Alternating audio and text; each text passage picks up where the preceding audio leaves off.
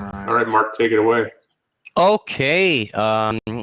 Hey, everybody. Thanks for joining in. This is Mark Tandon along with Shane Farrell from the I Am Rebels. And we're really excited today to be able to spend some time with a very busy man, Brad Spencer. For those of you paying attention, he's not normally that cluttered if you're looking in his office, but the guy's got a baby on the way in just a few weeks, and it looks like his office has been overrun. But in a nutshell, Brad is definitely one of the more respected guys in the IM and overall business space. I've had the pleasure of knowing him casually for about a year, and as much as I know about his successes, I don't know too much about how he gets them. So we're really excited to have him on because he's known as sort of the ultimate deal maker. Brad's all about the win-win deal.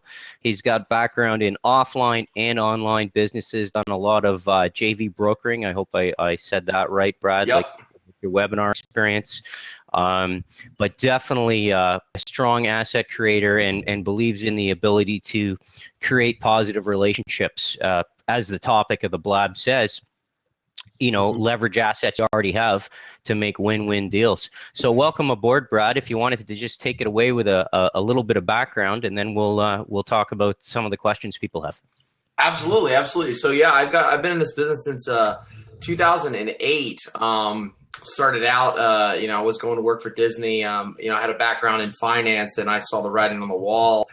And thankfully, I didn't go down that path because within 6 months of me graduating college, it was a disaster, as we all know. So I got started online and went to work for Disney and took the lowest paying job of my career with a bachelor's degree, and that didn't work out.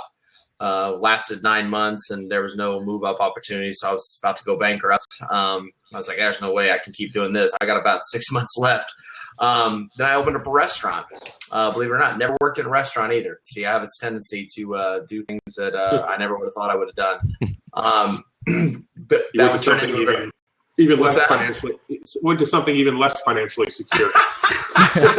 Yeah. Well, I remember the day we opened, I had like $121 left to my name, and that's the lowest amount of money I've ever had. Even when I was a teenager, I had like my lawn mowing money and all that kind of stuff. So that was a fun day.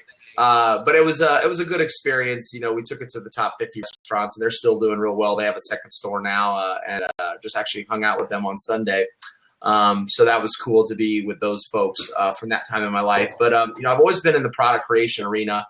And once I sold out of that in 2011, that was when I went full time. And I've done a whole lot of things. Did a lot of work with Ben Adkins, who I'm sure you guys all know, a real good friend of mine. Helped him out a lot for about a year and a half or so as head of biz dev. And then went out on my own, brokered webinars the last couple of years. Did pretty well. Got a lot of customers for a lot of people. And kind of hit a wall last year where I kind of last year was a real tough year mentally, and learned a lot about myself and grew a lot. Got engaged, a lot of great things, and also a lot of setbacks and limitations. And word to the wise, it's always great to stock your money back. So don't let anyone ever tell you that being frugal is a bad thing. It's not. It's what got me through a rough year. But it taught me a lot, and one of the things it taught me was, creating assets and like thinking everything is an asset, whether it's a relationship, a digital product or something like that, an email list that has a relationship with it. Everything is assets. So I have a very kind of, I guess you could say like a linear mind in that way. I think of everything as assets and like that type of creativity that you can synthesize things out of thin air. And I remember, I want to say it was like in the fall, I read Jay Abraham's got a little like PDF thing. It's called the Abraham Mindset Shift Challenge. And if you opt in on his website, I think it's like abraham.com. It's one of the things he gives away, at least he did at that time. And it was just a book of case studies. And it woke up a part of me that had been dormant for years, which was just being able to see like, okay, this thing is already done. It's like let's say a video course, for example. And that video course is done. It's sitting there doing nothing. And this is so common in this space. And I'll talk to you guys about this, but there's so much dead digital assets that they're so good, but people just don't have the focus and attention on them. And I saw that and I was like, wow, like, this is a guy who's done what I always wanted to do. Even when I was a kid, I would walk around like different businesses and be like, why are they doing this? Like, why why do they have these clothes over here in the corner, like a clothing store, and not like putting them front and center so people even know they're here? Like, these are some good deals, but they're not selling because no one knows they're here. Just stuff like that. I remember that my whole life, and it woke that part up to me. And back in like October, that was when the Win-Win Deal Maker was born. And everything I've done since then has been creating deals out of other people's assets that are not being utilized and creating value for everybody. And it's a blast, because it's the ultimate rush of creativity, because literally there is nothing, and it's alchemy. I call it digital alchemy. It's like you make a spin straw into gold, or whatever. You call me Rumpelstiltskin, except I'm a lot prettier. So anyways. Awesome. Yeah, a little bit of background. Thank you. It's good to get to know you a little better. Now, Brad, a lot of our followers, a lot of people that are going to be watching this, that are on the call right now, they're into IM at different levels, okay? Sure. But there's a couple of common themes, right? There's a couple of common themes, like list building to create that asset, product creation as a way to build that list. Now, right. how does someone that's into that side of IM leverage what you're talking about today? Leverage, building positive relationships to move their business forward. Absolutely. So that's twofold. I'll give you two examples. I'll give you the digital asset side, and then I'll give you the relationship example, because I'll tell you the one this is what I've done both of these. This is how I got everything I had. Okay, so on the digital asset side, people really underestimate when they're new, and I did this more than just about any human on the planet could ever do. They underestimate how much people need their stuff. Okay, because of lack of confidence or lack of experience. We've all been there, right? Mm-hmm. But people need what you have, and the thing is, there's a lot of content on the internet where you make a business is you sell context. That's the first thing. I can go find YouTube videos on WordPress or whatever, right? But like, to actually have someone walk me through it with context, like how to use WordPress to set up a membership site, there's a lot of context there, and it saves me a lot of frustration. So when I started out, I actually created assets that way, and I would sell those assets. And once they stopped selling, I would include those in on the back end of people's launches or opt-in sequences. It didn't matter really what it was. It did a little bit of everything, like, the precursor to the solo ad space. I did a couple of those deals. I bought, solo ads from, vendors, off buyer lists. I had things on people's WSOs, I've done it all, right? But what that did was that built my list. So I leveraged some of their assets, like the launcher, creating the product. Now, one of the things that people do is that, when you think like the win-win, and one of my sayings I always say is, if it's not a win-win, it's a fail-fail, right? So you have to look at this and say, okay, you might have like, Mark, you've got good email skills, right? A lot of people don't have the ability to do emails. Okay, so you might, if you were like starting out and you wrote emails, but you wanted to build like a list, you're like, how do I build a list? You could say something to the effect of, okay, well, hey, I'll write all your swipe copies if you let me put something on your download page to give away a gift to your crew, like something that helps them. Now that's a win-win, right? You do that 10, 15 times, you'll have a list of 1,000, 2,000, 3,000 people, right? Because it's using your skills that someone else doesn't have, and that's a win-win for someone else, because a lot of people don't know how to write good swipe copy, for example. And there's a lot of examples you can do, but that bartering type of mentality is very good at creating that initial momentum, which then is how you use that with digital assets. So if you imagine that I can fire up a mind map, record a video, sell it for $20, and I can do that in 2 hours, I can do that now because basically I've got experience. But like, let's say it took you a couple days to do that because you're newer and you don't have as many, like, my screen skills or whatever you want to call it. You can still do that. And if you're focusing on that and building that asset, you're also building a friendship. Now on the friendship side, I grew up in the Midwest, near right in the middle of the country, Kokomo, Indiana. And one of the things that was common in our community, I didn't know this until I left in 2005. I'd grown up most there. I was born in Los Angeles, so I seen that mess. And then we moved over for most of my childhood. And one of the things that I realized, and this is what people don't know, is that a lot of people don't operate on that whole community atmosphere like we did. So like I kind of like got, I felt like kind of a little bit of a hillbilly, even though I was in the city, when I went over to like Penn State. And what I realized is that people aren't used to people like giving and like kind of energetically trading, I'll call it. So like in my hometown, a great example was when I first learned to drive, my barber, I forgot my wallet because I wasn't used to carrying my wallet and driver's license yet. I just started driving. And he gave me a free haircut that day. He's like, just get me back the next time, because he knew I was good for it and all that kind of stuff.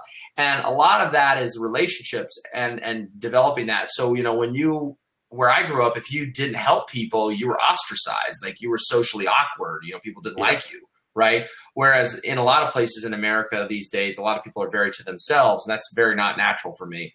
So one of the things I did, I used that tendency because we're all meant to be together as friends. We're all meant to be tribal and to socialize and all that kind of thing. So this whole create a fake facade of like expertise or being famous is not a natural human tendency.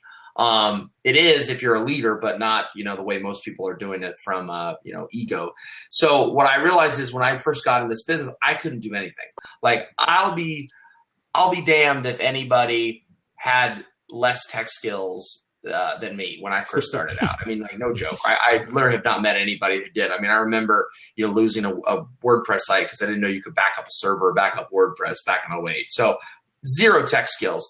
But what I realized is that a lot of people had tech skills but couldn't talk like what I could. They couldn't get on camera. They couldn't, call people on the phone, et cetera, et cetera. So I leveraged that a couple different ways to create templates. And that's where I templated a lot of my businesses, but it was because of being able to talk to somebody who did have that skill, and I'd pay them like, say, $20, which is a lot cheaper. This is before Lead Pages, before ClickFunnels, before everything. So it's just like, I remember using SeaMonkey as like an HTML editor or whatever. It's like way ghetto. And that was what I did. So someone would build me a template and it would look like hokey pokey. And it wasn't even on WordPress most of the time. And then someone taught me how to do FTP. So, I mean, I remember at one point trading with somebody, like how to get JV information for them to teach me how to do an FTP, right? Like, that's how bad I was. Like, YouTube was just kind of getting started back then. So there wasn't a lot of tutorials yet. So, I remember buying like video courses on how to do tech stuff, like 50 videos for $50 kind of thing, right? But that was how I built everything. So when I did the assets, I can look at assets now, and I mean, I can fire them off like in somebody's business, but I can see how repositioning something, and I love doing it. And then also on the relationship side, when I would realize, hey, I get along with you, and then I would talk to somebody else and be like, I get along with you. You two ought to know each other because I like both of you, so odds are you're probably both going to like each other. And I just started working the angles for years now. I've worked the angles. When I meet somebody, and then I find out somebody needs something, I connect people all the time on Facebook, like joint messages. If I see someone, like, I don't even message them. I'll just be like, hey, guys, I seen, so-and-so needed help with this. Bob over here does that for a living. Y'all ought to talk and see if it's a fit. And then I just walk away. And I've done that hundreds, if not thousands of times. And what ends up happening is you're literally creating an asset in the form of a relationship out of thin air. And even if it doesn't work out, you still win because you tried and you showed effort. And that's what people don't realize about assets is it's more about the relationship between people. That's the true asset. Everything else stems from that asset. So anyways, kind of a long-winded answer, but those are two ways that people can create when they're brand new, just to have a little bit of guts. And it does take a little bit of courage, but hey, we're in business. So, put your big boy pants on. Well, that's it. And go ahead, Shane. No, I was saying, I tried for, after I sold it, even in the restaurant business, we worked with all the other restaurants around our area, and we were stronger. Every time I opened a new one, I would go and introduce myself, say, hey, we're opening up. We're not here to compete with you. Let me know if we can help you with anything, if we can trade marketing with each other. And we used to do a lot of reciprocal marketing with other restaurants. Absolutely. And that helped out a lot. But I didn't realize that when I came online. I thought online was, you hear solopreneur, but it really couldn't be any further from the truth. I struggled for 2 years by myself online. And then when I finally met Mark and joined up with a group of guys that all reciprocate, all helped each other in a circle, then I really saw the success just, the line graph of success just jumped right up. And I can't believe I shoot myself in the foot. Why didn't I do the same stuff that I was doing offline that worked? Well, why do people think online that you have to be alone? And that's the same thing. I'm sure you see it with your students. We see it with ours.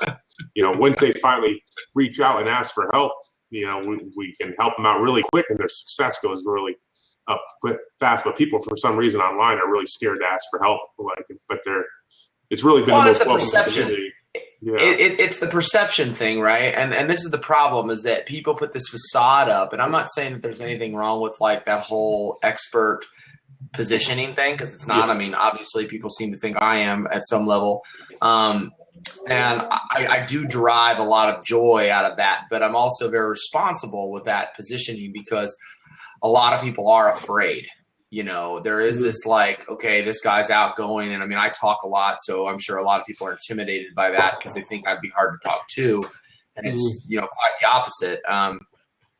But it's like, it's also for me a weed out, because like if someone doesn't, I mean, we're all in business. We're all here to achieve an objective, you know, like, you know, one of my other sayings that a friend told me last year, and I really kind of latched onto it, was, you know, be firm in your goal, but flexible in the means of getting there. Right. And the idea being is that once you know what you want, it's less important how you get there sometimes. Like if you have a very concrete goal, and most people's struggles come from not having an actual true goal that's anchored down to something and built backwards. But aside from that point, people think that, oh, this person's unavailable. And like, I can tell you from a lot of our people in our space, there's two sides of it. This is what people learn as soon as they go to their first internet marketing event, which, you know, if anyone's watching right now at this moment, I'm talking to you, go to internet marketing events. Please trust me. It's so important. But that's where once you get to know people for real, life, it just gets so much easier. I mean, like when you can call up and pick up the phone and create a webinar out of thin air and it does 20 grand or 50 grand. I mean, it's pretty cool. I mean, we live in amazing times, right? And I don't say that to brag or anything, but it's just the way it is at the upper levels. So if you're nice and you get along with people, you'll last. If you're not, you'll shift out. You know, this market has a good cleansing mechanism in it, which is for people who aren't very cool and do the right thing. And I love being a part of that cleanse, by the way. I love making people know who the bad guys are. But that's where kind of like, you know, people don't realize their skills. And so like, you know, there's, you know, and it's a lot of times it's the difference between linear and exponential thinking. And we could have a whole other blab on that someday. But when you shift to exponential thinking, everything becomes something.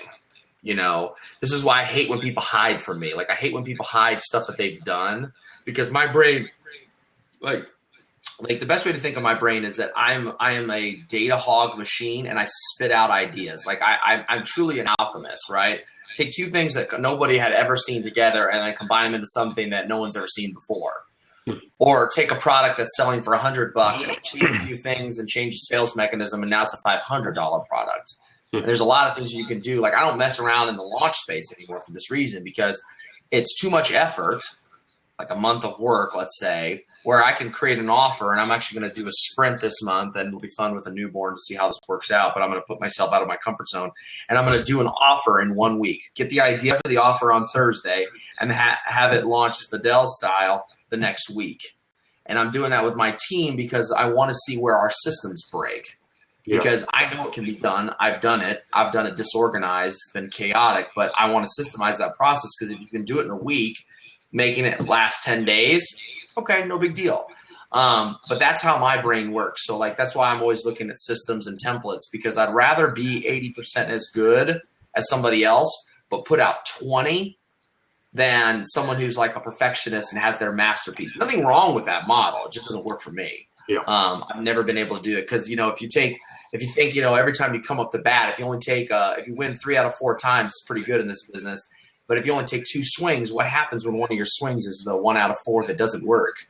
Your year sucks, right? Whereas if you have 20 assets, you have a lot of wins under your belt. Maybe not 20, maybe 5, maybe 6, whatever. You win more than you lose, basically, right? And that's the idea for momentum.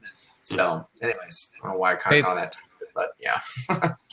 No, some great points. I just want to bring it back for a second, Brad, because you brought up some. Absolutely.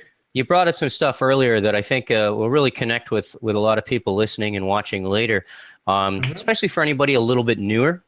You know, like I know it's pretty easy to jump ahead, but for somebody newer, what really resonated to me was you're sort of out of the box thinking, and the whole concept of barter. Like everybody's got a skill. Everybody can do something fairly well, and that's the whole concept of comparative advantage and whatever you want to call it. But Absolutely. what really really opened opened but that's what I was thinking. Comparative There you go. advantage in economics. I have a finance degree, so I think in like that world. But it's a lot of Economics. those types of words, so I don't. I know, say right? I can't say that in sales copy. I can say it here. But basically, I'm better at something, and my associate is better at something. So if we combine, we're twice as effective. Right. And what I really got out of your thing, which I never even considered before, is somebody brand new can leverage an asset too, like you just said, earlier on, build a list or build that relationship. I mean, let's say somebody's a good on the tech side and they can set up sales funnels. And I know people that charge money for that, but what if they just said, hey, you know what? I'm going to do this for you. I'm not going to charge anything, but I want some real estate, as you said, on your download page. So I can give away a lead magnet and build my list. That's how there's I people out there. You were the king of bonuses, Shane. Yeah. There's people out there that can write PDF reports, training guides, depending on their business, their job, employment history, and they can leverage that too. What product creator on the planet wants to create the training guides to go with their software? None of them do.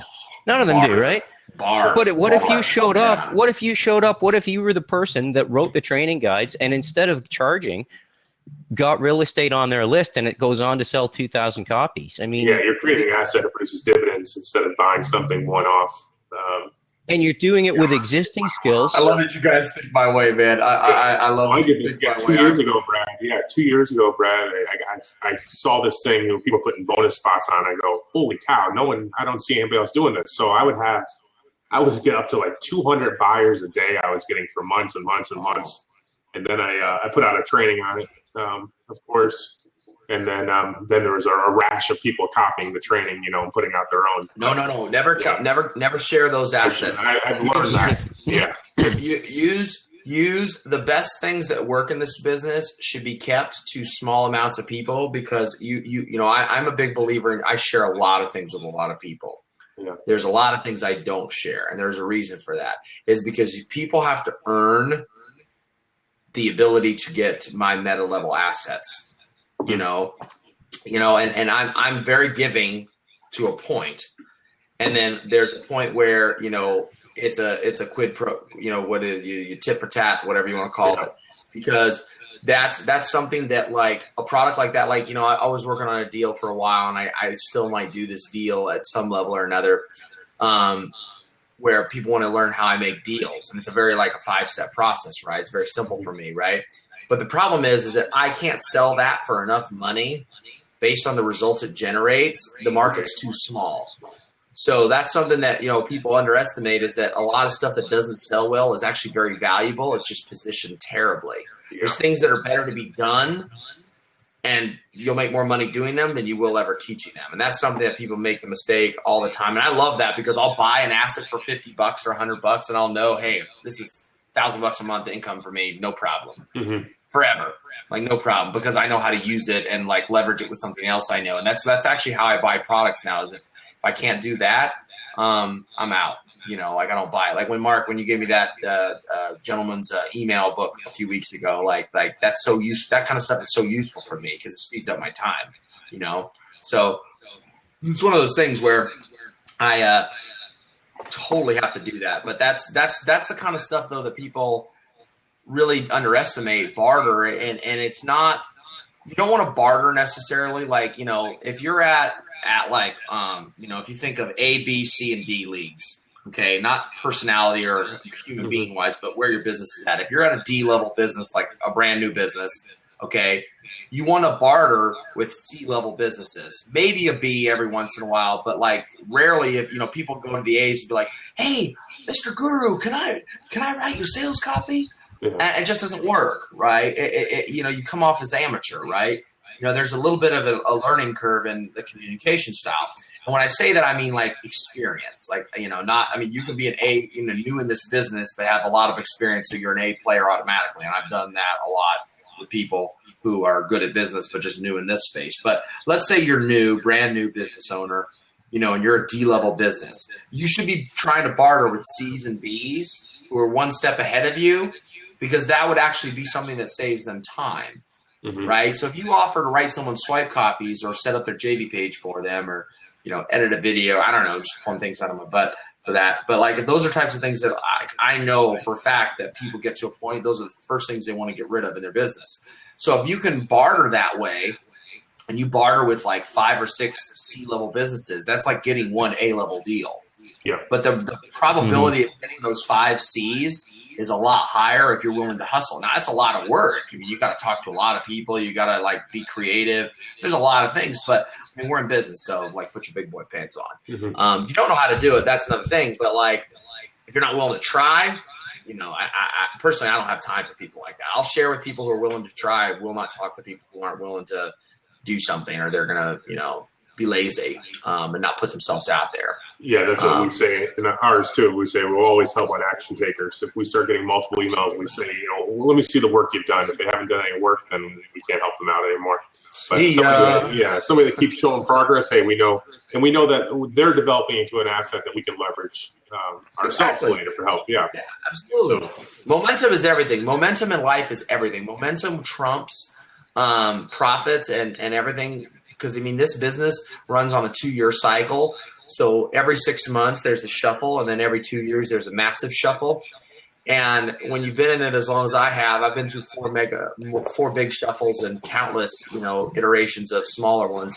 So I'm not really impressed by anybody anymore, like by what they've done, because I've seen it already a million times. What I am impressed by is someone who's willing to like show character and be a good person and be polite and good. I mean, all that common sense stuff they teach you, in kindergarten that you're supposed to know as a human being.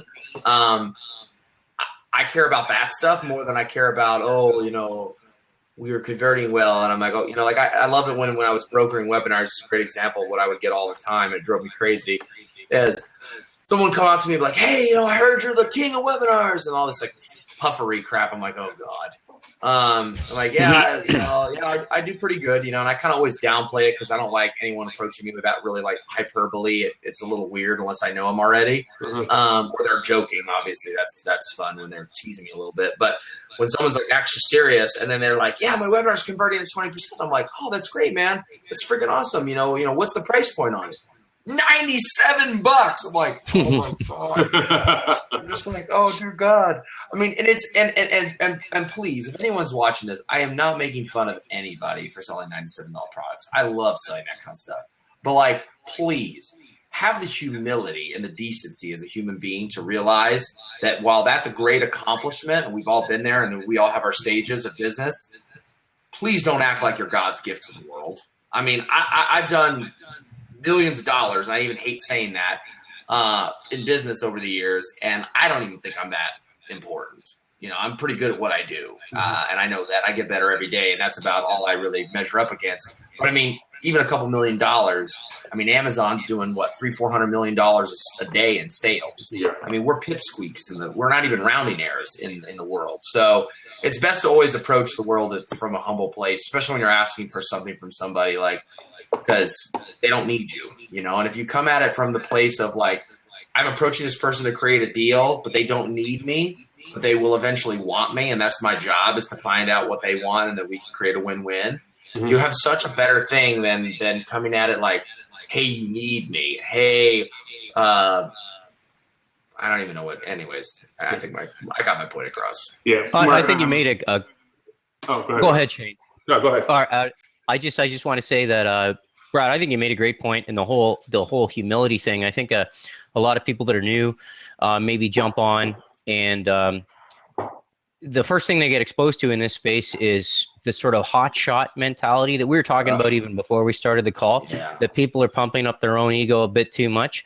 And I think the true mentors and the best people out there to work with tend to be the ones that understate their achievements and say, if you want more information, go ask some people about what it is I do. You Google me, or here's a page where, I've got some testimonials if you really want to see that. That sort of humility goes both ways. It's not just on the person providing the information, but I mean, as somebody that provides a lot of services, I found that approaching people in a humble way actually landed me better deals. Maybe not always more deals, but better deals, win-win type of deals. And Absolutely. I think that's something that is really important. It's really easy in this space to think that you've got to act like a way more special and important person than you are, where that really couldn't be. I know you do. Anybody on Facebook that puts up how they just cracked 100 sales and they made $2,000 and follow them. Come on. And that couldn't be further from the truth. I think Shane and I agree. The whole goal, for people that are serious in this game is, what's the line I heard years ago? Lifestyles of the rich and infamous. I'm happy being infamous. I don't need to, be at the forefront of everybody's stuff. But Brad, I was just checking the clock, and we're kind of getting close. Okay, yeah, sure. Like to keep these. So, do you got a final thought for people on the call, like based on your concept? I love that quote: "Is if it's not a win-win, it's a fail-fail," and I absolutely love that. But well, here's the thing. The thing is on the humility side. There's a difference between humility and stepping back and being a wimp for yourself. Like if you have got to have, man or woman, it doesn't matter. You've got to have the chutzpah, whatever you want to call it, that internal spirit to know that your dreams are worth it. The other thing I'll say is that past a certain income level, for me, it's past about $10,000 a month in profit. My life doesn't change at all as far as what I like to do. So anytime I make more profits than that, it's like, okay, like my life doesn't change that much. So, know that number in yourself, because it's really important. You'll realize that when you get away from being famous, that making a certain level of income, for me, it's 10 grand. For some, it might be more because they have a lot of kids or a big issue that they need to take care of. That's huge to know that number and to know that, past that point, your life doesn't change that much. The extra money doesn't, for me, after 10 grand, it all goes to investments anyway. So whatever. But the thing I will say is this. You can create anything out of anything if you think you can. If you think in terms of, selling stuff, you're solving problems. A lot of times there's a lot of dead assets, and I love it because I don't even have all the capacity for all the dead assets I see in people's businesses that can be revived. Develop that skill. Be creative. That's a better type of creativity than spending hours and hours in Photoshop trying to get a perfect angle on something. It's like good enough is good enough, and that's the thing. Like if you're producing, one thing I'll say, and this just in general, I like to try to produce about 9 things for every time I'm consuming something. So like 90-10, 90% production, 10% learning or talking.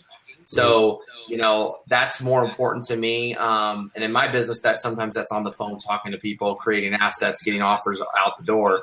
But if you're in the business of writing emails, you should be writing more emails and then learning from somebody else 10% of the time. Get away from that whole consuming knowledge. You already know enough because you're awesome. Everyone's awesome, born awesome inherently, right? It's just, everyone told us we weren't. And so it's unlearning all that negative type of stuff. And that's really important when you create assets, because if you think you're awesome from a place of power, not from ego, you'll see so many opportunities out there, and then just find, 10 or 15 people. I mean, you could become a millionaire. This seems like a popular goal for people for some reason, but let's say you had a goal of wanting to be a millionaire. You only need about 10 or 15 really great people to do that over a couple of years. It's not that difficult. I mean, $1 million doesn't value much, especially if you don't cash flow, but that's another conversation. But let's say that's your goal, to make $1 million in business. And we've all had those types of goals. You only need about 10 to 15 people to do that over time. If you're willing to be patient and not do it in 6 months or a year or some ridiculous thing like that. But just have that patience. I mean, I've been in this game a long time. And a lot of things are changing, and the way it's changing now, it's almost every 3 to 6 months it's changed, right? Whereas before it was a year. Now it's 3 to 6 months. And so I'm actually declining my asset base in this area, going into other industries because of that. I just don't enjoy having to recreate my business every year, 2 years, or whatever. It's just kind of a pain in the butt for me. So I'm just focusing on asset creation. Cool. And this is the best place to do it because it's faster than any market that I've ever discovered. So that's my ending note. Good point. Brad, thanks a lot. Find more information about you. So I don't know if y'all can put a link to my Facebook. It's good to just Facebook message me. I have a private group. Yeah, you can pop one in the chat there. Let me find you on Facebook real quick. Yeah, I don't know how to. I'm not sure where the chat is. Oh, there it is. Send a message. Okay, it's in the bottom right. My bad. Yeah, and if people just message me, I have a private group. There's like 150 people, 120, whatever it is, of people that are more on the asset creation side. A lot of them are. They're all internet marketers or have digital assets, but we talk a lot of the things in there, and that's kind of where that's my social group. I hang out more in there than I do everywhere else because I just don't have the time to fuss around with the hot shots, and unfollow those hot shots, please. Like, your life will get so much better if you get away from the people who only post about, how much money they make, because it's usually not accurate. Trust me, I've seen a lot of people's businesses. It's a lot of smoke and mirrors. Mm-hmm. Nothing wrong with it. It's just, well, there is wrong with it, but that's not my thing. So I choose to not associate with those folks too much. All right. Well, thanks very much, Brad. I'm going to stop the recording here, and then I'll get the replays up. If you could stay on a second.